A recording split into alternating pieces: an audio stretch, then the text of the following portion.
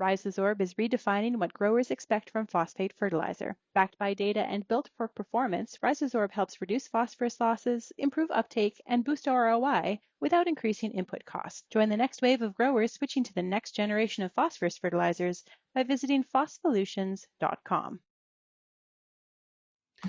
Okay, I am looking forward to this one because before you jumped on, Jace, I was telling Hebes that this is the one agriculture podcast that I actually will follow and watch through and through. So, there you go. So there's a plug for you right off the start. Welcome to The Truth About Ag.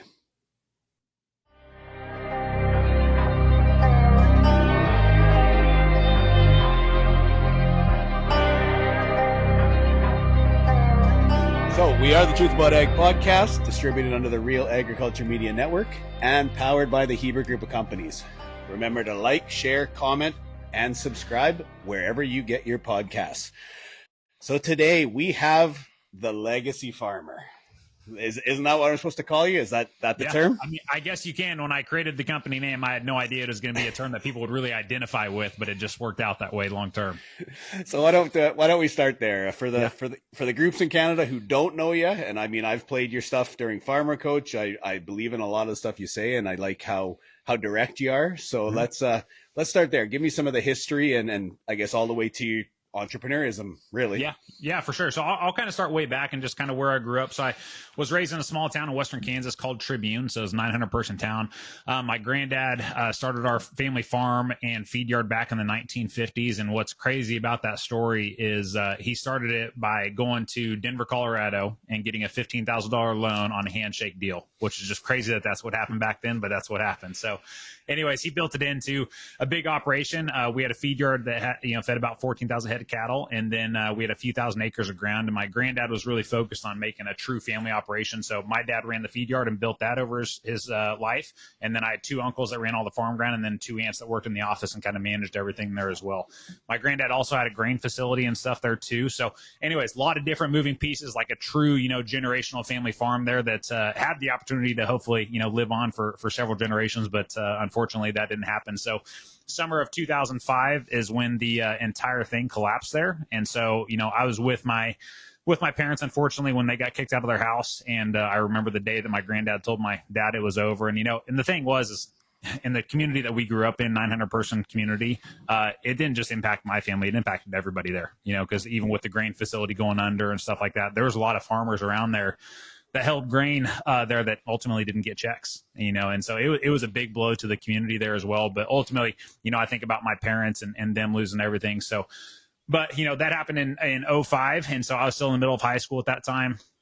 Took the traditional path, went into, got a 4-year college degree after that I don't use to this day. And then went into ag banking after that. And I went into ag banking because as soon as the feed yard closed down, I had a brother that was 12 years older than me.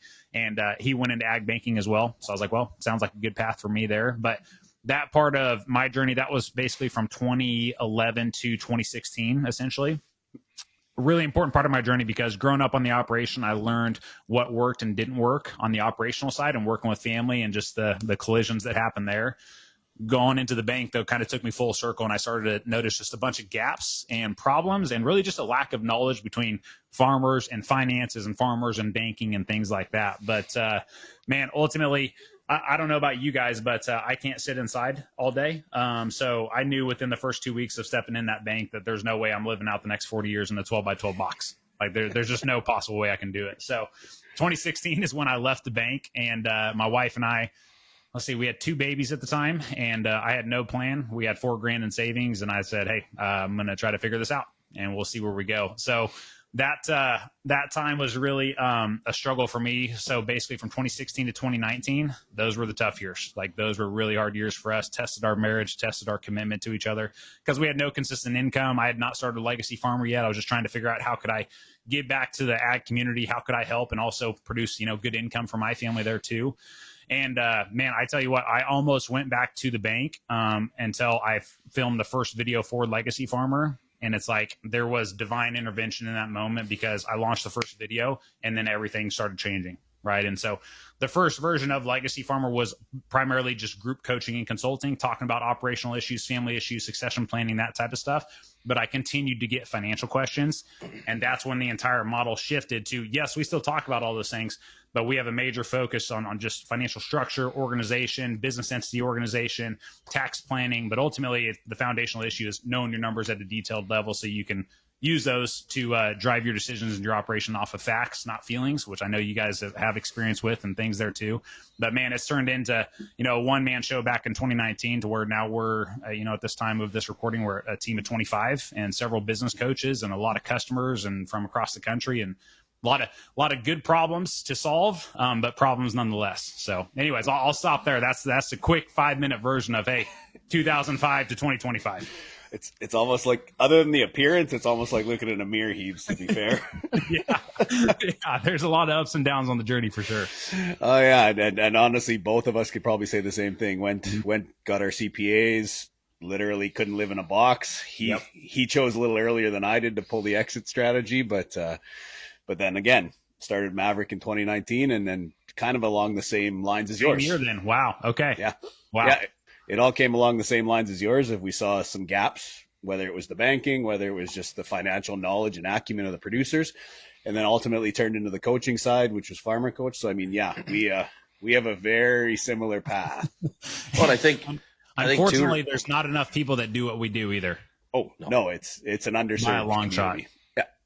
I think too, I like just the fundamental underpiece of it, right, is that whether it was the bank or the accounting firm, everyone was always focused on trying to get cost of production better, right? Yeah. But that cost of production, if you didn't balance your books and then put it in, didn't mean anything because it was just a guess on a piece of paper. But then it's those two farther steps that you brought up, right? Is that how cost of production then drives finances, how it drives risk management, and how it drives your day-to-day operational management, right? So it's data drives decisions. You said it. We call it blackjack farming, right? Just know the odds of every decision. And you still have Mother Nature, which is the turn card.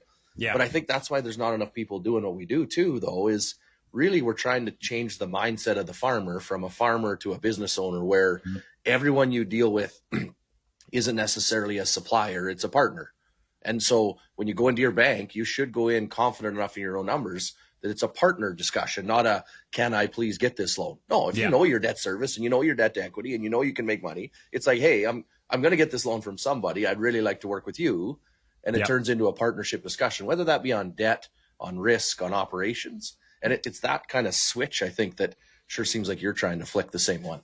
Yeah, for sure. And the thing is like going into the bank at a young age and just fresh out of college, like I was shocked, guys, at the number of people. Like, I don't know why we have this conditioning growing up in the ag community, but we automatically look at our banker as, basically a trusted business advisor, even if they are 10, 15, 20 years younger than us and have zero business experience. You know what I mean? It's like, oh, just because you have the title and you work in the bank, you're qualified to lead somebody in making a multi-million-dollar decision.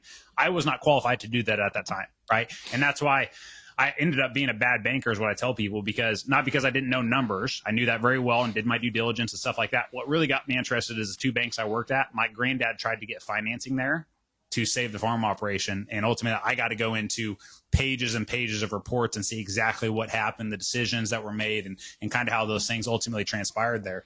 But most customers, though, I wasn't qualified to be leading them through that path, right? So a big part of our focus is training them. One, we want them to get their numbers structured and organized. But two, I want them to know exactly how the bank's using those numbers to drive decisions. That way our customers have the leverage and not the other way around going into the bank. Because, Kristjan, just like what you kind of said there, most customers, if they're walking into the bank and they don't know where they're at, it's a guarantee they're going to get taken advantage of because the bank knows they can't, right? And that never sat well with me.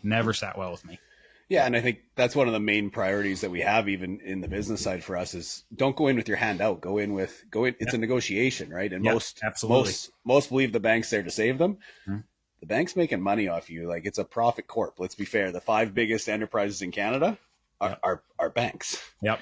Which is slightly different than the US. I know that, but for us, that's their main priority. And nothing against the banks. So I got lots of great relationships there, but their job is to lend. And we always use the term, and we've said it a million times. Their job's to give you lots of rope, and our job's to make sure you don't hang yourself with it, right? Yeah, essentially, right? And we've had so many customers that have come in over the years where they've taken that trusted advisor counsel from their banker, and the banker actually hung them on the rope for them. Extended out way too much there. And all of a sudden they get in and get, a little bit more detailed in the numbers. And it's like, shit, I should have been told no a long time ago. And that's, again, goes back to why I was just a bad banker, because I was stuck between two worlds, between, doing what's best for the customers, because most of the customers were, husband and wife that I worked with. To me, it was like looking at my parents, to be honest. Like, I couldn't sit there and not tell these people, hey, you need to understand the risk and the gambling you're taking with this multi-million-dollar decision versus trying to protect the interests of the bank. And just like what you said, Evan, the bank's making money either way. They're making money while they're sleeping, which is the best business model in the world. But the reality is, like, I had to lean towards just taking care of the customer versus the bank there. Well, and I think for both farmers and bankers, it's that misunderstanding of how long the rope is, because the farm operation is long equity. But if you're long cash, the rope can get jerked real hard, real quick, right? Yep. And that's the issue, is that on paper, you can make some of the ratios look good because the equity is long. But if the asset's never going to get sold, or basically never going to get sold, there's a few other metrics that not everybody looks at, right? Yeah, for sure. And I think we're consistently, and I'd be curious on what you guys are seeing up there, but a lot of the articles and stuff that get put out down here in the U.S. talk about how strong, the ag credit market is, and everybody's borrowing money, and it's really strong and things like that. And they show this chart, and we shared it on our social media not too long ago, where you see basically operating lines staying steady, but you see long-term real estate loans going up, right? And they're talking about the strength of the ag industry in the market. I'm like, guys, the truth of the matter is, the only reason these real estate loans are going up is to refinance the losses that are sitting on the operating line of credit. So it's a completely flawed picture of what's really happening. But again, unless you really know what's happening on the back end with the banks and why they're moving and restructuring this debt so they don't have 90-day or 120-day past due loans sitting on their books and stuff like that, you are stuck in this world of thinking things are a lot better than what they are. What about my favorite one, Shout? One of the big ones we see in Canada, right, is that we just put a whole bunch of equipment debt on the land. So it looks like the equipment's paid for to booster up current assets, right? And then push it all out to 25-year equipment debt. And I don't know, like the U.S. banks might be different, but like we do that all the time. Yeah, a Canadian bank, if you'll let them, will just push everything out as long as they can and take every personal guarantee they can. Which, if I'm a banker, I would too. I'm not disagreeing with it. And so we'll do some analysis. We did it even on our own farm when Shout first came. We got deeper, and you'll have 5-to-1 down on some of this debt because the land is appreciated so much, your personal guarantees appreciated so much, and then we've never take the time to pull stuff off, right? But that pushing equipment debt out, it can turn into a scary. You can do it once, but we're seeing farms do it 2, 3, 4 times over a 10-year period. Yeah, and that was the biggest issue that I had in the bank, though, too, and where I'd start having very direct conversations with customers saying, guys, you're eating away generational equity here, right? And to the banks want the real estate because, as you guys know, it holds its store value is much stronger than a piece of equipment. They're going to be able to liquidate it, sell it, get their money back in no time at all. But they don't pitch it that way to the customer, right? The customer. And this is the other, huge red flag for me that I don't get how people run their businesses this way. Just the whole idea of losing $300,000 or $500,000 in 1 year and terming out that loss over a 20-year period. It's such flawed business thinking to me. If you are losing that amount of money, something needs to change versus, hey, let's just put it on your grandpa's or your great grandpa's real estate and this equity that he built his entire life and just term it out for 20 years. It doesn't make sense to me. Well, and we've seen it, and as you said, we're seeing it more on the operating credit just as much as the equipment. And part of it, Kristjan, we said it a couple of podcasts ago, was the personal draws have gotten insane because we believe we're wealthy, even though if you're never going to sell the land, you're never going to realize that wealth. So we're essentially using operating credit out of the farm to fund a lifestyle that shouldn't be there. Yeah. And then on the other side, like you said, we have consistent losses, or we are overspending on equipment or whatever it might be. And then we term it over 20 years, fix the working capital, and the bank says, oh, working capital's good. Well, and now the problem is we're running into the debt service issue. And what most don't realize is when you knock 2 ratios into the red, now you got issues because you can't fix working capital if you don't have debt service. Yep, absolutely. And the thing is, this is where we've seen so many customers that have come in. Fortunately, a lot of our customers, we're getting them in before they cross essentially that line in the sand, is the way I explain it to them, to where there's no coming back, right? You start eating into the bank's safety net or cushion for that loan to value. Yeah. And most of the banks there too, like that's a fault of the bank as well for not watching the customer approaching their line, because now they're approaching on the bank's safety net there as well, and protecting the interest of the bank there too. And how they're letting the customers go past that line in the sand is what we call it. I have no idea, but it just goes to a lack of due diligence and really just paying attention on the banker side as well. Well, and the problem is the restriction letters and all the nasty letters don't come until after you've crossed the line. They don't come before, right? Yep, absolutely. Do you think, like, the one thing I see though I think it's an industry problem, period, though, is that all these suppliers are so focused on new customer growth instead of current customer growth. So like I said, I say all the time, like, our banker, right, that if you deal with us correctly from 15 years ago to today, we used to borrow $2 million. Now we borrow 40 some million, right? Like that's a fair bit of growth. Yeah. But it seems like everybody in the industry is so focused on that new customer growth instead of really trying to narrow down, which clients are having steady growth and all the ratios are good. And as long as I kind of really do pay attention and do due diligence, my career grows with them, right? And it's a weird industry phenomenon. I know. And this is what's super weird too. We had a new customer that came in a couple months ago, and he said something I thought was really profound on his first call. And he goes, "I'm finally getting my banker without the bank." And that was really profound to me on what he said there, because there was so much more weight to what he said, because he's finally getting somebody like what we do, telling them exactly how it's going to impact them on these decisions they're making, with no, behind the door interest that we're protecting, like being an ag loan officer working for the bank there as well, right? And it's like, it blows my mind there how many decisions are being made, Kristjan, to your point there, where, man, we're not taking care of current customers. We're not analyzing it. We're not helping them truly grow the operation and be calculated and strategic and just sound business owners there. The other side of this, though, too, is and I always push this with customers, everybody's looking for the best interest rate, right? Especially in today's world, or at least in the past 2 or 3 years down here in the U.S. with high interest rates. And where we're at, like, some of our customers came in with 9 to 10.5% interest rates on their line of credit, which I get that would cause anybody to start paying attention to other places. But man, if you have a lender, Kristjan, like you were just saying, that was really focused on their current customers, right? Helping them steadily grow and do it soundly and do it the right way there. Interest rate to me then isn't really an important variable anymore, because you're more focused on relationship capital versus financial capital. Yep. And that's the huge thing there. A lot of people I don't see focus on. And to be fair, and I don't know the US as well, but like up here with the swap mechanisms and all the new interest rate tools that they've really come out with in agriculture up here, since it's now seen as a big business, let's be fair. Mm-hmm. The interest rate risk is actually quite minimal if you have those strategies in place. So it's the covenants that we're finding are the biggest issue now. It's not even the interest rate discussions. Yeah. Yeah. And the thing, like, even on the operating line of credit, for example, right? So more people, they're focused on what their operating line of credit interest rate is, at least down here, versus what their term interest rates are, right? Which we all know the amount of interest they're paying on their term loans is going to be tenfold what they're paying on their operating line of credit for 1 year. And when you actually run the numbers, which we do with a lot of our customers, like, guys, you're getting upset here over 5 or 10 grand for the year, and considering making a massive change and moving to another banking institution when you could potentially have a really good relationship here with where you're currently at, over 5 or 10 grand when you're running a $5 or $10 million operation. Like, it's not even in the car. They shouldn't even be a decision to me. Yeah. Well, and I think what we're finding here, and this will lead us probably into a different topic, but I mean, once we get down into the land values up in Canada versus the US right now, we're still, I mean, and some might disagree with me, but we're still in a buyer's market.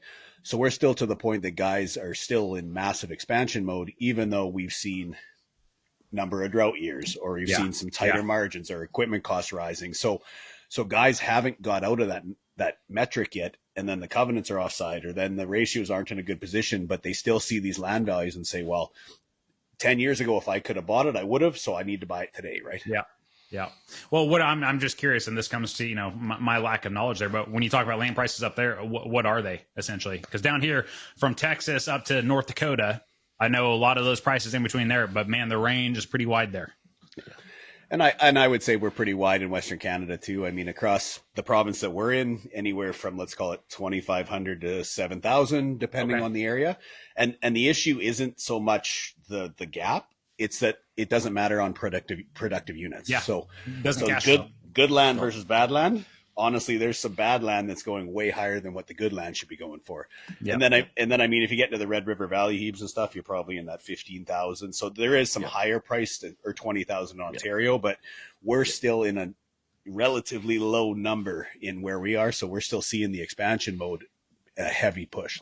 Yeah. If you use Saskatchewan and Alberta specifically, Jace, it'd be super similar to your Texas, parts of Kansas that get a bit more rain, North Dakota, Idaho, right? Yep. A little bit of Montana. So that, call it 600 to $1,000 of revenue per year per acre is kind of what guys are shooting for. Thousands a big year, and land's trading in that, like he said, 2,500 to 6,000. Not saying the revenue really has much bigger range than that, right? Some of the special crop guys might get to 1,500 or something one year, but then they'll have 3 droughts.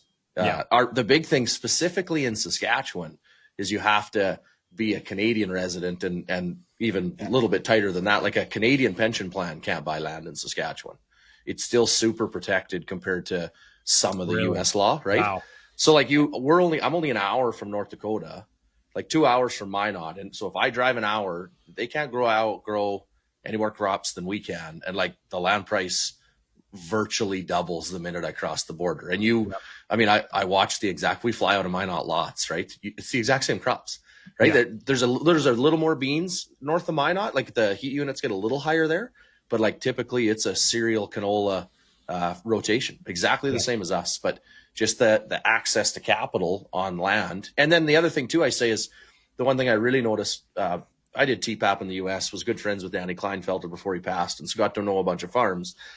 The one thing down there is like there's a lot of 5, 6, 7 generation farms. Mm-hmm.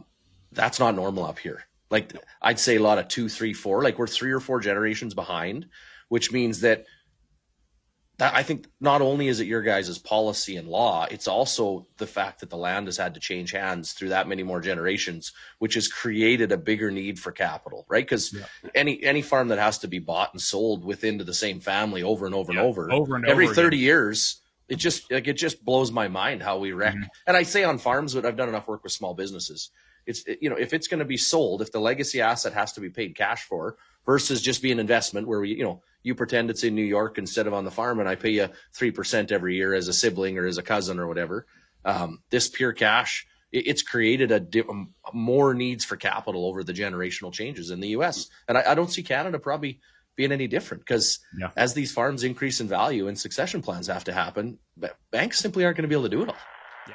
Let's pause the truth about ag to go into financial acumen. We are facing high cost of production, volatile markets. Come work with Maverick Ag. Why would you come work with Maverick Ag, Gibbs?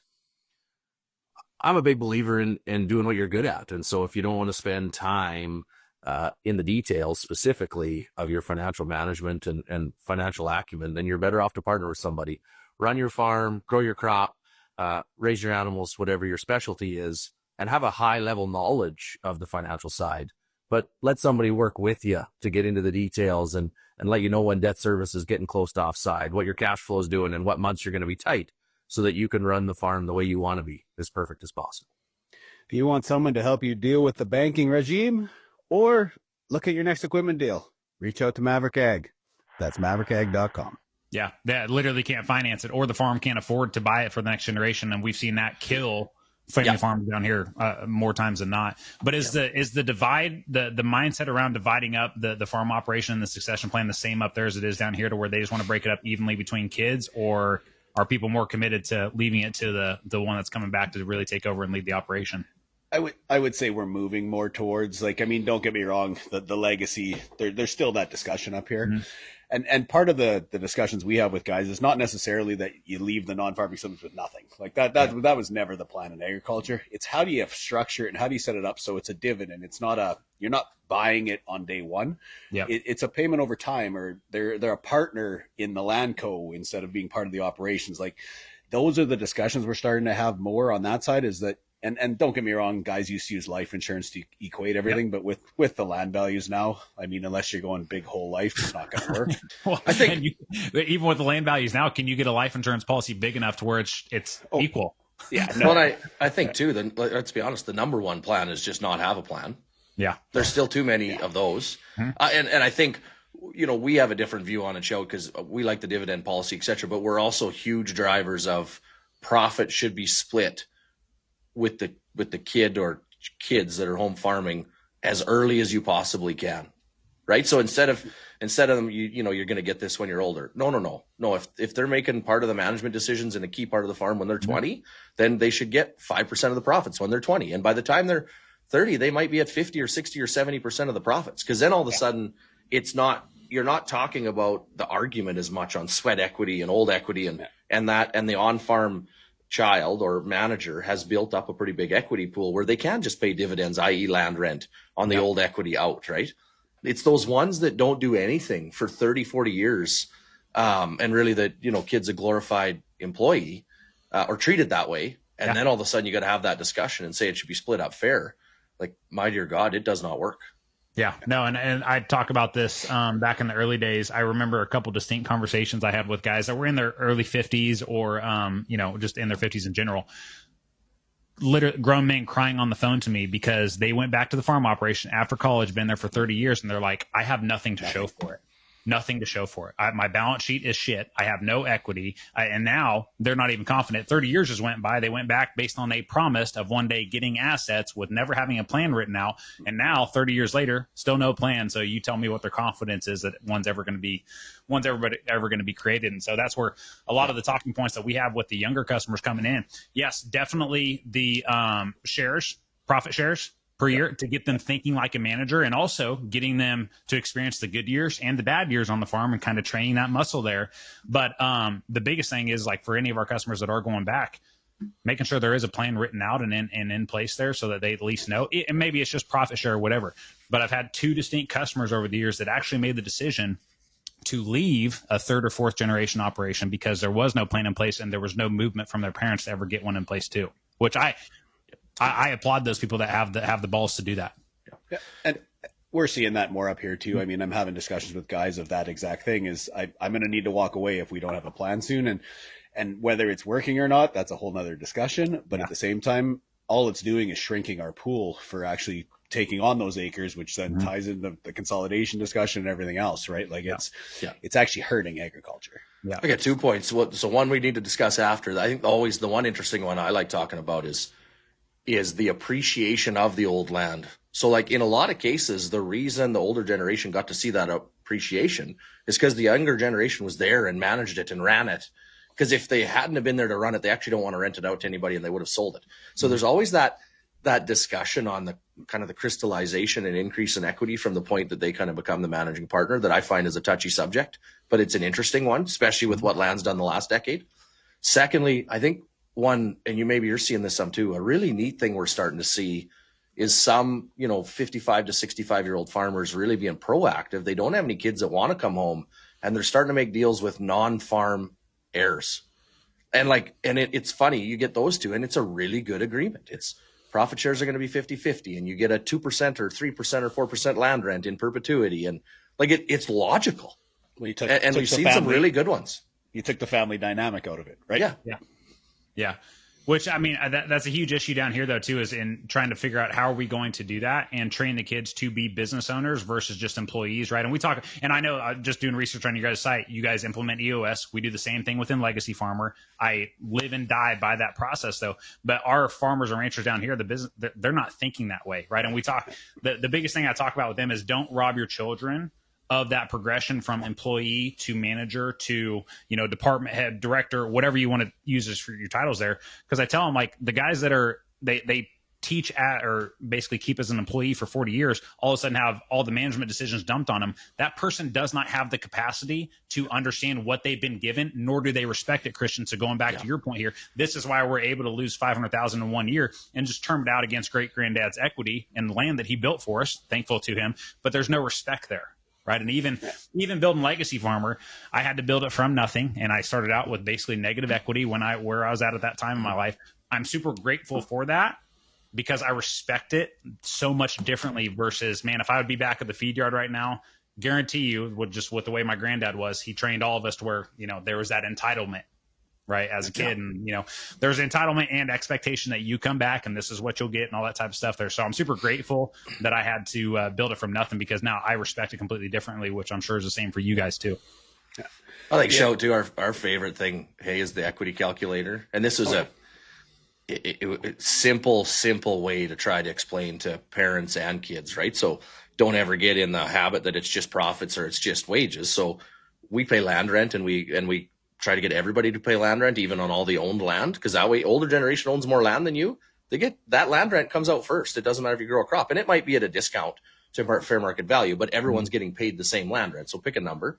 There's a return on equity for the equity that's in that company. And you can pick it 3, 5, 7%. I don't care. You get paid the same amount. There's a labor component that father, son, father, daughter, mother, daughter probably get paid about the same per hour for labor. That's ass in the seat time that we call farming. And there's a manager component that, well, if you were the VP at the bank now, Jace, what would you make? Now, but that doesn't mean you can take it all out. Yes. Right? We're going to take out $6,000 a month or $5,000 a month. That's what we need to live the life we need. But when profits go to get allocated, before it gets split at 50-50 or 80-20, whatever, no, the land rent comes out first. Wages and return on equity come out next, right? And then your management comes out. And if you lose $500,000, guess what, buddy? And you're getting 80% of the profits, your management fee just hurt your own equity. But that's how real life works. Yeah. And we walk them through step by step. And so then it's like, oh, so we would have made money if I didn't cost so much as a manager and we both didn't have so much money invested.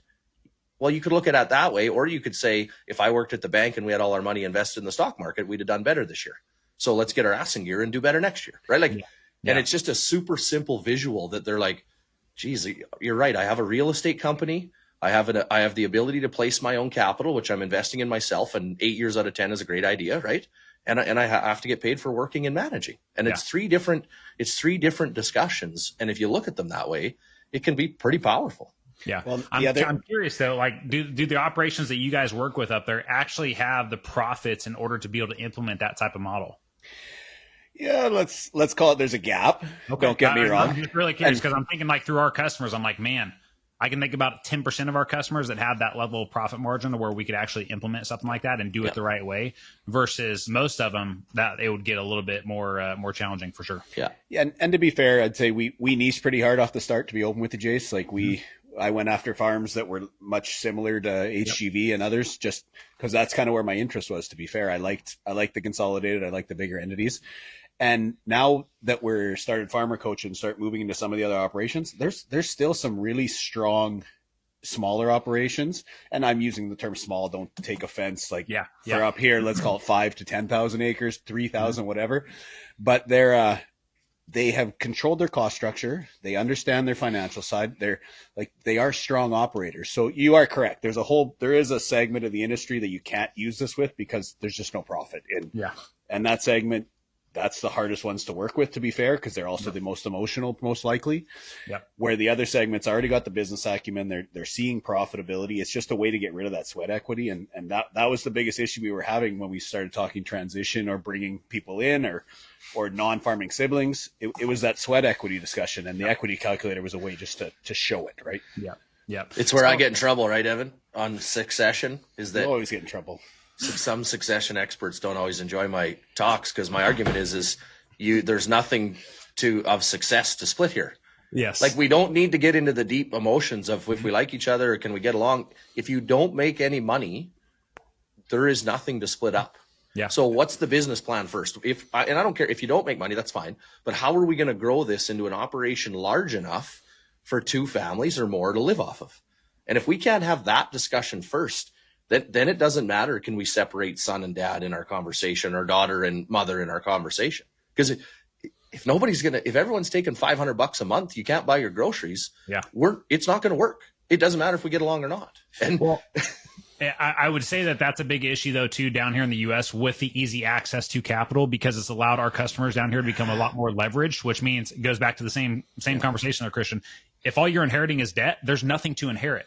No. There's no assets to inherit there. If they're all leveraged, there's nothing to do here. So a lot of people, again, it's just that kind of punch in the face when you first start working with them. It's like, guys, succession planning is step 10. We hope we can get there, but we have to deal with the immediate problems now and get some structure and organization in place. And you have to change the way you're running this business if you ever hope to have a dream of passing it on to the next generation too. Yeah. Well, and Evan, right, that we see in a lot of cases, and exact same thing you're using EOS, is that we're talking about succession of a job in a lot of cases, right? There's enough income there for 1.5 people and maybe kind of 1 employee. And so the minute you're going to go to 2.5 or 4, because you're bringing in a younger generation, we're seeing stuff just buying groceries, right? So are we going to grow the farm? Are we going to add an elevator? Are we going to do custom work? Are we going to work part-time at the mine? Like, I don't care what that is to get to that number, but that's got to be the discussion. But though it's funny to watch once they get it to a business and then they realize, oh, okay, so now we're profitable. And then my number one asset is time, right? So I need to hire people to buy back my time, not hire people to make me more profitable, because I'm the thing that makes it more profitable. So I need to hire people to take back my time. It's awesome to watch their faces light up. Like they'll hire their first admin assistant, or they'll hire their first bookkeeper, right? Or they're hire, their first person that they trust enough to go in the planter. And they'll come back to Farmer Coach, and these guys are like, you're not going to believe this. I went to a ball game in the middle of planting. Yep. And it's like, that's awesome. I'm then so proud of you. Go into working with them on the emotions of feeling guilty for going to the ball game. Oh yeah. That was coming for sure. It was coming. Yeah. But I mean, same experience for me, and you guys have probably experienced this in your own companies too. Like with Legacy Farmer, when it first started, I was the only guy, and now we got a team of 25 people. And I've literally, when I talk about the accountability chart with our customers, it's like, guys, I'm not talking from theory. I'm just sharing my personal experience from getting to that level and experiencing the freedom. But my focus and how I add value to the business is just drastically changing. It's trying to get these guys to see that too, to where they're better in that visionary seat than they are running the tractor, right? And their time is more valuable focusing on the numbers and figuring out what's their game plan for the next 12 to 18 months there versus, sitting on the combine. Well, and that's what gave us the benefits to do what we do, is that everything we've done, we trialed on HGV to start, to be fair. So if it's working on a 42,000 acre grain farm, it'll work in a business. Yep. And that was proof of concept for us too. I mean, when we started EOS Heaps, the book traction was great and everything, but until we actually had the proof of concept and the due diligence, then all of a sudden you started seeing those changes. And now we're at the point where we're seeing the next level, the management level on the farm, take that next step. So it's been 5 years of just constant growth with it and seeing how it actually changes the mindset and changes the business as a whole, right?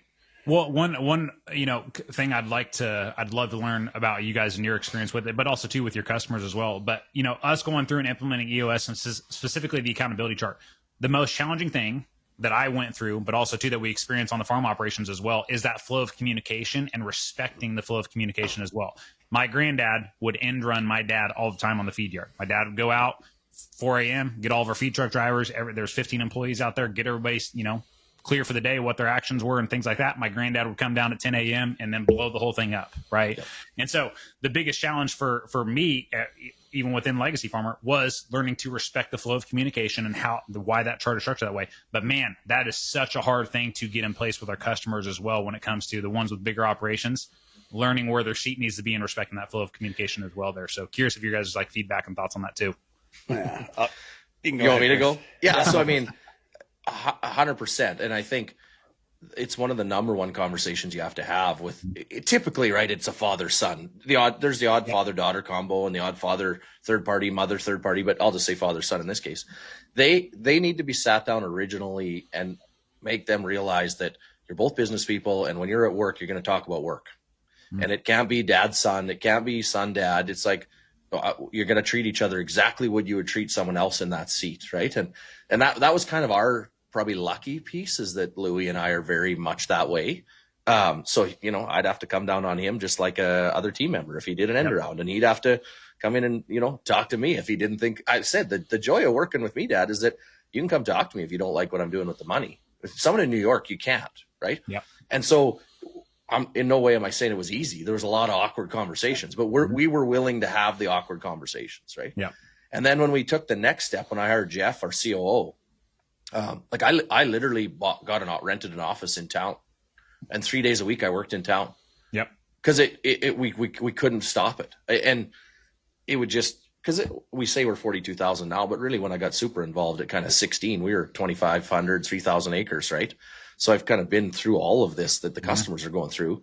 Jeff came at about 11,000, I think. So we really weren't big enough to have me, my dad, and Jeff. And my dad's 63 now. So at the time, he'd have been like 55 years old, right?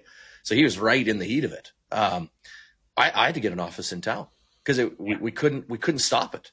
Yeah. Right. So we gave it a year. for Jeff to kind of get up to speed on all our operations. And then after that, I ended up getting an office in town. Now I'm at the farm every day because everyone's used to going to Jeff, not me. Yeah. But we found that you have to put in little cheats, right? Now we moved Jeff, for instance, I'm in the boardroom now. We moved Jeff to my old office because it's at the other end from the shop. So it's harder to go talk to him. And it's forcing the guys to talk to the managers underneath Jeff now. And you'd think you wouldn't have to do that, but it's just the way we work is you go to what's comfortable. Gonna pull you away from the podcast here to go into Farmer Coach. We have opened up the registration for November. Brand new courses, the executive, the foundations. Heebs, why would you come to Farmer Coach? Yeah, I think 2 quick points. The first one is just a baseline knowledge around farm management, right? From accrual statements and debt service ratios to human resource policies that we've seen work on operations and businesses kind of around the world. And secondly is just knowledgeable peers. It's not just what you learn, from the coach and being in the program. It's what you learn discussing with 10, 15, 20, 25 other operations and what's worked and not worked on their operations. And I think those 2 pieces are pretty invaluable. With more than 90 producers having gone through the course, you have an online platform. It is probably one of your largest peer groups you can be a part of. So sign up, go to farmercoach.ca, and we'll see you in November. The other, I completely agree with all that. So one of the things I always tell our bigger customers is when they're doing their annual planning, I tell them, I'm like, guys, go rent a house 400 miles away on a lake and go have your business discussions there, because there's so much people, we say we want to keep, business and family separate.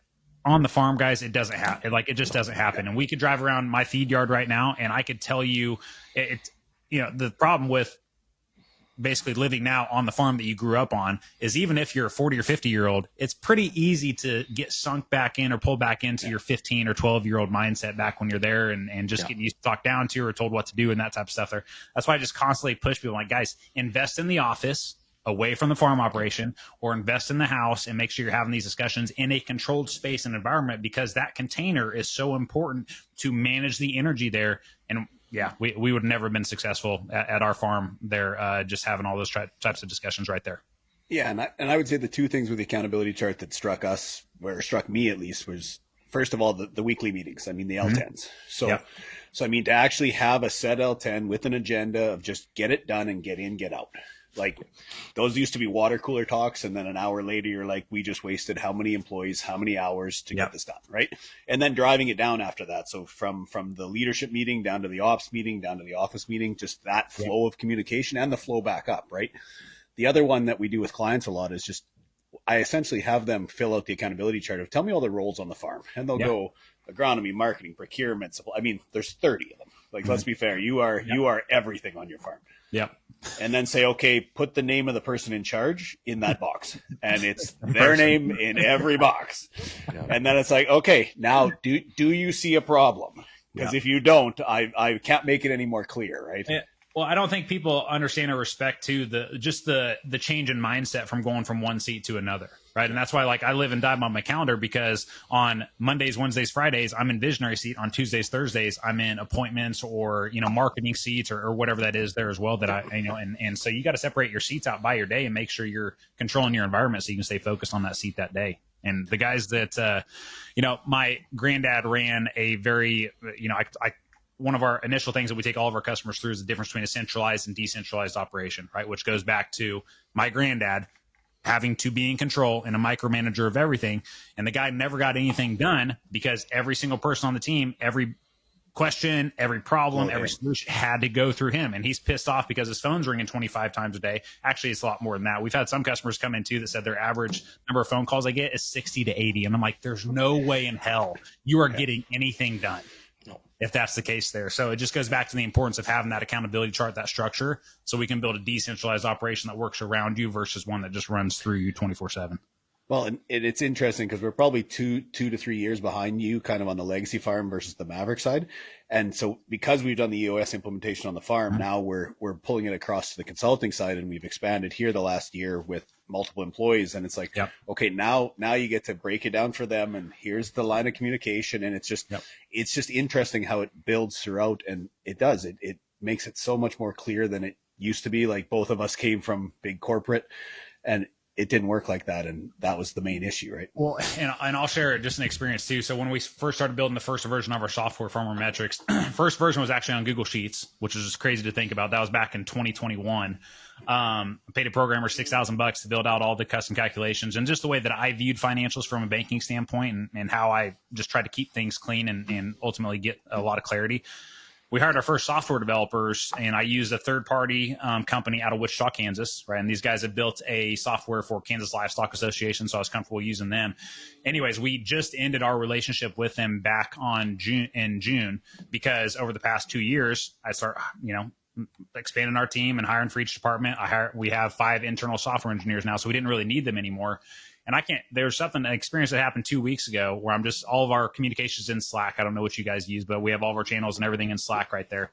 And I see the software team go through, and they designed basically a new, what I want to call it, new user navigation inside the software, right? Really a lot cleaner, more organized. They added in some new buttons and stuff like that. Showed it to the coaching team, and there was an approval and an implement. It was executed just like that right after. I'm like, holy shit, guys, this would have taken me, just that one change right there would have taken me 2 months to have happen. And so again, just the power of having that structure and organization and the accountability chart just expands your capacity to be able to do a lot more things that are actually going to push the business forward and take a farm operation from 3,000 acres to 42,000 acres over a 10-year period. Yeah. Well, and it's actually like, you go back to Maverick. I mean, it was a matter of, I wanted to diversify, but I didn't think the old days of just cattle and grain was the right way to do it. I thought that was a good way for guys to keep themselves busy 365 days a year, not necessarily do what they want, right? Whether that's hogs and grain or hogs and cattle, like, it's just what happened. And because of our accounting background and the need for it in the industry, it's like, why wouldn't we have a consulting side, but really it's a data side that tends to be a little higher margin and a little less asset intense, because we've already got one of those businesses. Yeah. Right. Like, and then how those two start to function together is the interesting part, because you'll be the same, is that as you get all this stuff programmed and in within the network, some of the benchmarks and data we're going to be able to share with guys on an aggregated level is going to be unbelievable. Right. Well, and that's where just with our software and everything, we have all the balance sheet, all the cash flow projections. We have all, individual field by field level profitability, what their profit per acre is, all these metrics and all these data points there, which a lot of customers, when they do come into Legacy Farmer, they're wondering how their interest rate compares to everybody else, right? What's the overall profit margin per acre compared to everybody else? Like, all these important things there that we'll be able to use that data to share with the entire network. And most of, and this isn't talking crap on, the universities and stuff like that. A lot of, like, Kansas State ag management, for example, they go through and they take all of this farm data based off of, any surveys that they send out or tax returns that they can get. And they're trying to put together, this is what the average profit per acre was in Kansas. Sounds like the census. It's absolutely just BS there. And people are and we were using that information in the bank to compare to our cash flow projections, which, again, from a banking standpoint, just makes your, the due diligence you're doing to protect the interests of the bank flawed. But anyway, so using that data that's backed by actual hard facts and having projections, having actuals in there, and being able to share that data with the network, it's hard to put a price on that, because it changes everything that every decision that people make there. Yeah, and we're starting to find, even going deeper onto the operational side now, like with the equipment technology that's out there and stuff, like breaking it down so economic units on seeders and combines, and because honestly, with the capital costs today, that's where we're finding a lot of the costs are driving up. Yeah. So it's gone past just the financial side, where if you can start collecting some of that back end data on the equipment side, then the discussions even get more powerful, because then it's like, how many acres are you doing with your combine versus your neighbor? Well, the cost is the same, and they're doing twice as many acres. They're literally splitting their cost in half, right? Yep, absolutely. Yeah, there's a lot of ways to lose money in the industry, and there's a lot of ways to make money in the industry as well. But unfortunately, a lot of people on the losing side there. The accrual side always surprised me in the U.S. because you guys, there's a little bit of gray on if you do everything accrual internally, that's the way you have to file tax, right? Yes, essentially. But, the thing is, though, too, is like, and you guys are going to have a different view on this just because you guys are CPAs and I'm definitely not. But when it comes to cash basis versus accrual, right? So in the bank, I always looked at everything on a cash basis side of things because the bank is looking at the operating line of credit and what that balance is going to be there versus the big farm operators. They're running everything on an accrual side, but those guys don't use their operating line of credit very often, right? They don't have to. So with a lot of our customers, we try to keep it very simple there on the cash basis. We do have a couple bigger ones that are on that, can understand and wrap their heads around accrual, but just being transparent with you guys, a majority of the customers that we have coming in, we got to start them out at foundation level 1 there and start on cash basis and build up from there. Yep. Yeah, and that would be no different. We got different levels. Like, you're right. We've got some operations that honestly they're accrual internally, so they would have monthly financial statements and everything else. And then we got some that haven't seen a set of financial statements in their life, and they're coming in and they're like, the banker says I'm fine, and I'm like, well, wait till I see the ratios, right? Well, I just found it. I was part of a group that had a private insurance company for a while that did private crop insurance, and so we did some work in the U.S. and with the firm we were part of. What was the name of that company, if you don't mind me asking? Global Ag Risk Solutions. Yeah. Okay. I saw that on your website. I recognize the name because I did crop insurance for a little bit back in 2017, and that company came up. Yeah, we were down there for a few years and actually did all right. The issue is, and to this day, I still can't understand why Americans pay crop insurance commissions even on the subsidized portion. So you go sell it to a farm, and as the agent, you even get paid commission on the government part. Anyways, that's a story for another day. But so and it was on accrual financials. And the firm Evan and I came from in Canada, I don't know how many farm clients they'd have, but I'm thinking 2,500 to 3,000. Maybe 5,000. Who knows? And they're all on accrual at the end of the year at least, right? And so I was in a meeting with like pretty high ups at what I would argue is probably the biggest agriculture firm down in the U.S., more in the southern part. And they thought they might have 150. And I was like, you guys have a lot more land than Canada. But then you get explaining, and the tax side's worrisome. And then the other thing I found is it's partly the way the banks work, right? Is that there was a lot of just land debt that they would take out, and then they would use op credit from all the co-ops and stuff that they bought from. Where in Canada, it's more common to have, your operating line is backed by some land, a personal guarantee, and your prepaids and your inputs and growing crop, right? Yep. And then your buildings are buildings, machinery, and land's land. So it was also partly the way a lot of the debt was structured. Yep. As I got looking at more and more of it down there, there's I guess that kind of makes sense. Are most of the operations up there, like all of that stuff, just at one bank there? Let's call it, there's 4 or 5 national banks that would have the majority, and then some credit unions, and then farm credit would be probably the biggest. But a lot of guys would still use a big chunk of their operating credit from the retail system. Yeah, and that's man, that's where it just I always tell this with guys, just adding this stuff in there. Yes, I know it's 0% financing, and they pitch it as that. The complexity now that you're adding to your operation is going to cost you a lot more in the long run there. Yeah, and it's not 0%, right? It's just 7% more on the purchase price.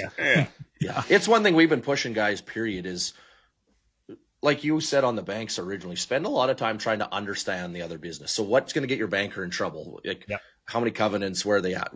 Understand that on an equipment, lot. At 6 months, they start paying some interest on their inventory. At 12 months, it's getting in trouble. There's some penalties. And at 18 months, they need to get rid of it, right? Like that's the pain point. So understand the pain point. The other thing we've been doing with lots of the retails and also with the chemical and fertilizer companies is like, what are the terms? So if I'm one of the big fertilizer companies or one of the big chem companies, what's the terms the retail have to pay on? And why as a farmer don't I get those same terms? I'm your main customer. Because that's what's building those finance programs is that they get the inventory and then they don't own the manufacturer for 9 to 12 months. So then they offer this 7%, but it's just pure money. Yeah. And so the negotiation, almost your negotiation power gets taken away, but it's because you haven't kind of taken the time to understand the flow of the supply chain. And rightfully so, like Evan was saying earlier, when your ass is in 30 seats in a company, you don't have time to understand how the overall industry is running anyway. Yeah. 100%. Okay, so we're down to, let's call it the last 10 minutes, Heaves. I don't want to take too much of everybody's time. Yep. But I did go through and I pulled out some of my favorite one-liners from Jace on the podcast, just because I wanted to go through some of these and explain. Let's be fair. So, and I said it at the beginning, I like your stuff because you are very abrupt and you say it exactly as it is. And that's what we've tried to do with this too. I mean, that's why we started the podcast, is we wanted to be as open and clear as we could without a filter. Right. Yeah. So the best ones I had, and on the producer side, the best one is, most farmers don't make decisions based on facts. They make them based on justified emotions. Yep. So give me the background around that. So one of my mentors, and I'll give him credit for this, you guys may have heard of him, a guy by the name of Garrett White, right? So to me, he runs a company called Wake Up Warrior, and I got involved in that company back in 2017. He's a master of frameworks to me, right? So that framework, and what I pulled that from was, he's got a framework that he leads everybody through called facts, feelings, focus, fruit. Right. So the first thing we're going to look at are what the facts of a situation are. Then we're going to monitor and go through our feelings of that situation. Then we're going to turn it into focus and what do we actually want there. And then the fruit is, okay, what are we actually doing now? What are the results going to be here? What are the actions we're going to take there? But a lot of people, though, they look at the facts, but then they stop at feelings. They don't go past that. Right. And they sit in those feelings. And I've watched it with my dad for years, sit in those feelings for a long time there. And ultimately, now we're not making any decisions going forward based on any type of facts or logic or reason at all. It's 100% based on emotions there too, you know? And so that's one, it's an easy framework. I use it all the time, especially if we do like a hot seat call with a customer. We have one coming up on Thursday there. I'll always pull out those frameworks because it's a contextual way for people to process here, and go through that information just with these containers there so they can really get to, you know, the end result that they want there too. Yeah. No one is coming to save you today. Oh man, I figured you were probably going to bring that one up. Yeah. That's too good. Man, so that was a big one for me though too, and that was like a personal revelation because I had some experiences. This goes back to literally before I filmed the first video at our abandoned feed yard back in 2019. My family and I, we packed up, moved our family, you know, wife and 3 kids at that time, little ones, and went out to Utah for an opportunity out there, and the whole thing fell apart. Right. And so anyways, I went out there, didn't work out. We kept our house back here in Hays, Kansas, where we currently live. And I was moving and driving back with our first trailer there. And I left at like 4 a.m. It was a 14-hour drive. And anyways, I don't know if you guys ever driven through Utah, but you can't go through that place and not have some connection to God. I don't know how religious you guys are, but just seeing the creation and everything like that. And like, it was like I was having a conversation with him at that time. And it's like where that lesson right there really stuck with me, because he's like, are you finally ready to listen to me? And nobody is coming to save you. Like, quit searching for all these external people or things or opportunities. Like, you know what you have to do. Next day, I filmed the first video for Legacy Farmer, launched it a week later, and then that completely changed everything. I mean, it was such a powerful moment for me in my life.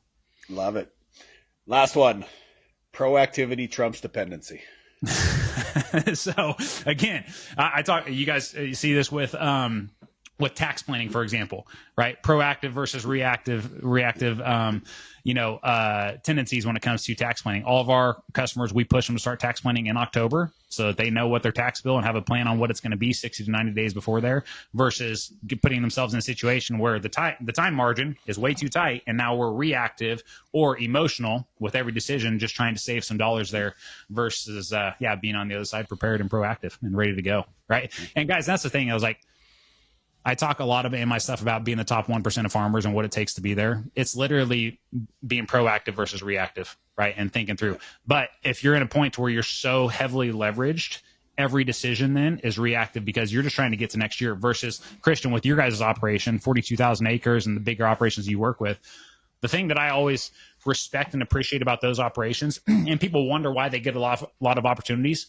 Well, because their time horizon on decision making is completely different. They don't have to make any decisions today. Whereas a lot of people that are leveraged to the tilt, yes, they have to move today in order to be able to survive and be farming next month or next year there. Where the bigger operations, they've earned the right to take time. They've earned the right to get these opportunities, which is why they're able to jump on such good ones when other guys are sitting there wondering, well, why are they getting all the opportunities? I'm getting nothing.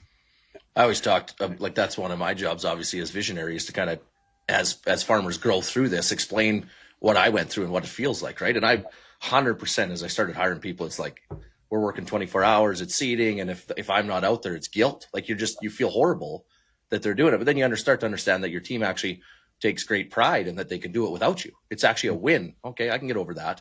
Then when we hit about, 35,000 is when I really started to notice that kind of 80% of my day is on stuff that is at an earliest a 6-month time horizon and longest a 10-year. Yeah. And so it's that part of the reason I think farmers are farmers is that, whether it's in the cattle or in grain, but in grain, like you start a field, you finish a field. You start a growing season, you finish a growing season. So I'm going to start it today and I might finish it 3 to 4 years from now. It takes a little while to get used to feel like you're doing anything because you can't check the box off, right? Well, and I think there's a progression to getting to that point too, because even when I started Legacy Farmer, it was all reactive. I had to I had bills to pay and shit had to happen immediately there. And now I've grown to where it's my time horizon, probably 6 months out on every decision that we're making. And when we're building the accountability chart and looking at all the people we plan to hire, it's 6 to 9 months out in the future. Right. And so it just brings us calmness and more patience there. And also too, kind of helps us put, our customers in a position where if they can get to that spot, it helps them kill the emotions, right? They're not overreacting to certain things, and they're just more patient, I guess. Okay, Hebes, I know you got a couple questions to finish off today. Oh, yeah. Question number 1, best piece of advice you think you've ever received that you live by? Let's see. So I'll use 2 different ones here, and they come from the same guy. Guy grew up, he's still a mentor of mine today. He runs a chiropractic office down in Dallas. Grew up on a small family farm in Missouri. First one was take out the trash, right? I always go back to that because at the end of the day, it doesn't matter if you're running a 3,000 acre farm or a 42,000 acre farm. If there's trash that needs to be taken out of the office, I'm never above anybody else to be able to go take out the trash, right? And be able to do the foundational things that helped us get the business to where it's at. Second piece was winners win. And so, what I mean by that is, obviously Democrats, Republicans, a lot of arguing down here in the U.S. and all that type of crap. My opinion on this stuff, guys, and I know taxes are obviously a much bigger issue up there in Canada and stuff like that too. But down here, I don't care who's in office or what the variables are. Winners win, right? I'm going to find a way to adapt and evolve. And so I try to push that onto our customers too, because farming is the one industry in the world that has the most variables that can impact your bottom line profitability than anything else I've ever experienced. Right. So at the end of the day, winners win because of their ability to be, to adapt and change regardless of what the environment's showing them. It's funny because we talk about you build your farm like a sports team, right? Yeah. Everyone is the most important at a certain situation. Communication is critical. There's always one-offs that you might be the better team, but you might lose that day. Yeah. But dynasties have been created in sports. Yeah. Right. They've just been a lot better for a long time. And you guys can probably see that Michael Jordan jersey behind me. I'll always use the Bulls there as an example of how I've progressed into kind of being the Phil Jackson, and I'm looking for the role players and the star players on the team there. And it's my job to make sure I'm facilitating them with everything they need to be successful. Just trying to figure out how to control Rodman. Yeah. Yeah. There you go. What, question 2, favorite book right now or that you've read? Favorite book ever, and it also has a really important quote that has always stuck with me too. It's called The Road Less Stupid by Keith Cunningham. So he's a big real estate guy down in Texas, built a $100 million portfolio and lost it all.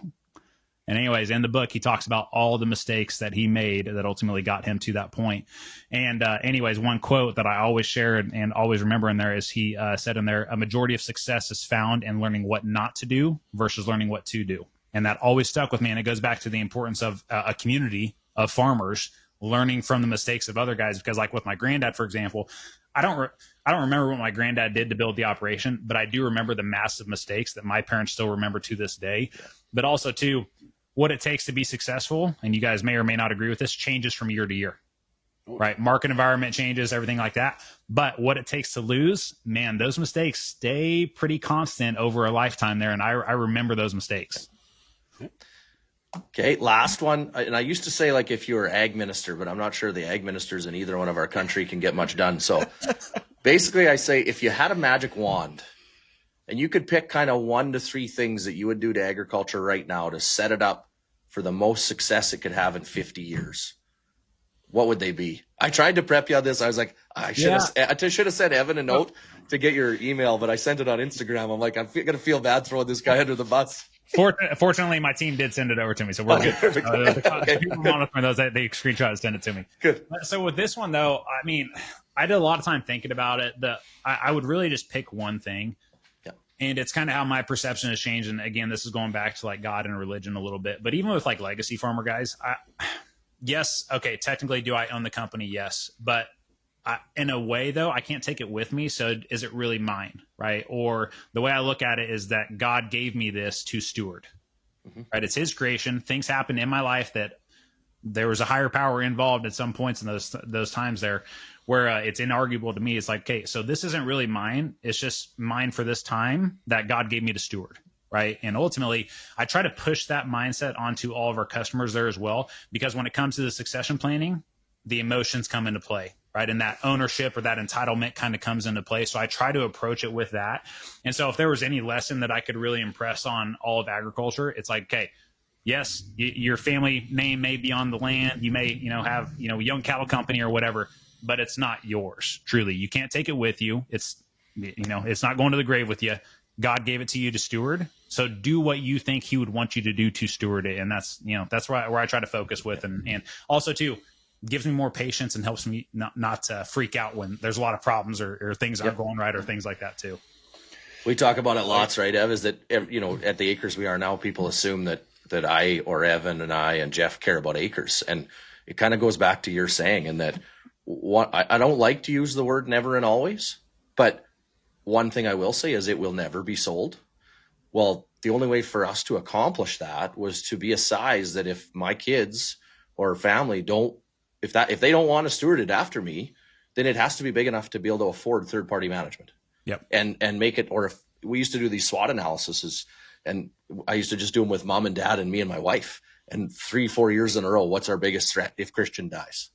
It's like, how do we fix this? Yeah. Right. And that was when my dad was 55, 50, like we had time because dad could step back in and was very involved, and today is very involved. He'd be part of the management team. But the only way I could figure it out long-term was this thing has to be of size that we could take, say, 50% of profits or whatever it is and spend it on an external management team. Yep. And be okay with that. Yep. Because our land, if I die, our land's all paid for.